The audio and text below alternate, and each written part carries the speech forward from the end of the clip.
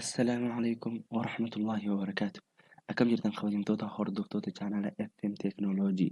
Nagayni rabbii bakka jirtan maratti isin haadha qabu jecha har'as viidiyoo addaatiin isinii dhufne jechuudha.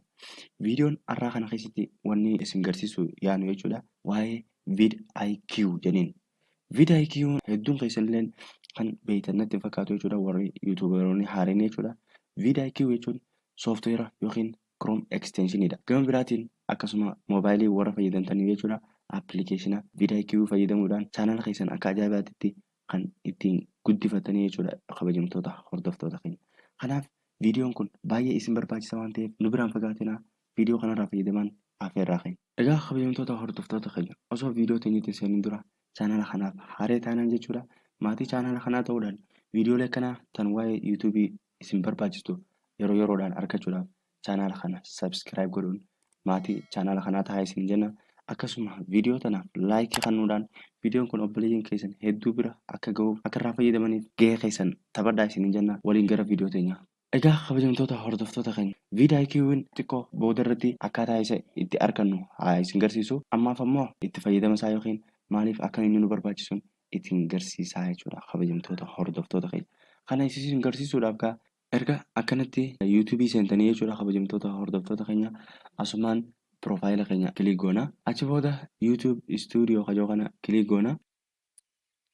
Akkanatti yuutuub istuudiyoo erga nuuf fide booda analaayiitiksii keessa seeneetiin akkaataan itti fayyadamaa turee fi yeroo akkam akkam eegalee fi akkasuma erga itti fayyadamuu eegalee hoo maal na fayyadee kajaa'uun isin garsiisaa jechuudha kabajamtoota hordoftoota keenya.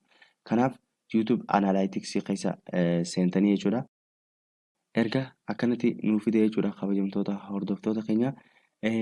Kuni akkuma agartan daataaleen kun jechuudha kan guyyaa 28ti. Kana waggaarra geessee yookiin erga chaanaalli kun baname asirraa jalqabee yoo laallee jechuudha. Akkuma agartan kana jechuudha kabajamtoota hordoftoota keenya. Bakka kanatti hamma viiwii 9,000 argannee jira. Viiwii 9,000 tuqaa lama. Wachaawarii 200 fi wayii sabskiraayibar ammoo 400 fi hanga 86 jechuudha akkuma asirratti agartan jechuudha. Ganaa itti damana fakkaata. Kanaaf gaa akkana argannee jira jechuudha kabajamtoota hordoftoota keenya.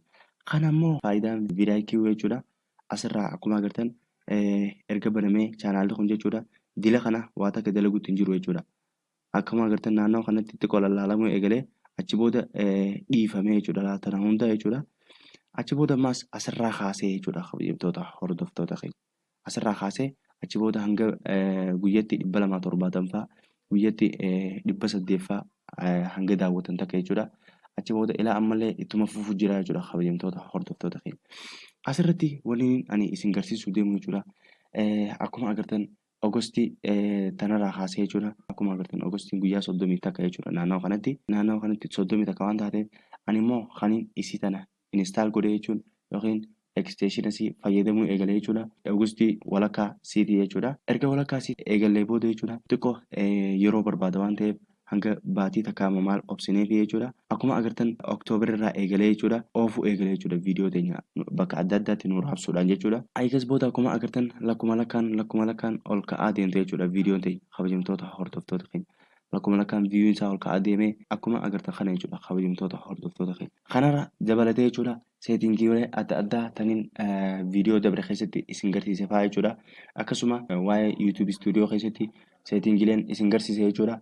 San fayyadamuudhaan akkasitti haala saniin addeelchinaan jechuudha viidiyoo teessan fudhatama argatti akkasuma bakka adda addaa isinii raabsaa jechuudha vidIQ'n jechuudha kabajamtoota hordoftoota keenya.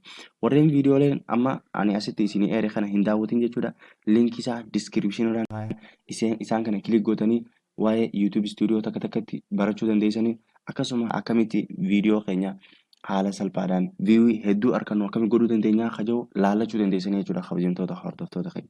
Asirratti akkuma agartan viiwii 9,200 jechuudha kan arganne naannawa kana booda jechuudha irra guddaan isaanii jechuudha parsantiin 95 akkana jechuudha kabajamtoota hordoftoota keenya Ogostii kana booda jechuudha. Kanaaf haala kanaan itti fayyadamtanii vidIQ'n jechuudha akka viidiyoolee teessan bakka adda addaa isinii raabsuuf itti fayyadamtanii akkasuma obboleeyyan keessaniif illee sheer godhuu dandeessanii jechuudha. Kanaaf kabajamtoota hordoftoota keenya haala kanaan irraa fayyadamaa isin jenna. Amma immoo akkaataa isa itti daawulood gootan yookiin akkaataa isa itti instaal gootaniin yookiin kiroomii keessanitti ida'attaniin isin garsiisaa jechuudha kabajamtoota hordoftoota keenya. Kana isin garsiisuudhaaf asumaan bakka baakwoordii tana deebinee jechuudha. Bakka tanatti dhufuu qabdanii jechuudha kabajamtoota hordoftoota keenya. Asumaan bakka sarchii tanatti jechuudha maal jennee barreessina VidIQ extension jennaan jechuudha. Akkuma agartan VidIQ extension jaa kilik gootanii jechuudha isiirra. Achiin booda gad deemnee jechuudha. VidIQ Vision for YouTube kajoo kana kilik goonaa jechuudha. Akkuma agartan fuula kanatti isin fidaa jechuudha kabajamtoota hordoftoota keenya. Kanaaf asitti akkuma agartan anniin qaba waan ta'eef akkuma reefu isin garsiisetti jechuudha. Akkuma agartan asirratti ijaan gad xiqqeesse booda remove from Chrome jaa akkuma ijaan agartan kana jechuudha. Kanaaf ani ammaan duratiin add godhee jira waan ta'eef asitti add to Chrome jaa bakka add to Chrome jaa kana kilik gootanii gizee tuuxan jechuudha. Qaxxitaa YouTube keessanitti isin geessa jechuudha. YouTube keessanitti erga isin geessa jechuudha. Imeelii keessanii fi paaswordii imeelii keessanii isin gaafata jechuudha. Achi booda add gootanii jechuudha kabajamtoota hordoftoota keenya. Erga add gootanii jechuudha asirratti haala kanaan isinii fida jechuudha. Haala kanaan isinii finnaan asirratti karsara keessan maawuzii keessaniin ooftanii as finnaan jechuudha. Haala kanaan irraa fayyadamuu dandeessanii jechuudha kabajamtoota hordoftoota keenya. Kanaaf VidIQ'n akkaataan itti buusan akkaataan itti fayyadamanii fi maal akka inni ta'e kana fakkaata jechuudha kabajamtoota hordoftoota keenya. Kanaaf viidiyoon teenya tan har'aatis viidiyoolee biraa kan waa'ee yuutuubiitiin wal qabatuun hamma walitti deebinutti nagaya rabbii keessanuu jiraadhaa. Assalaamu alaikum warahmatullaahi wabarakaatu.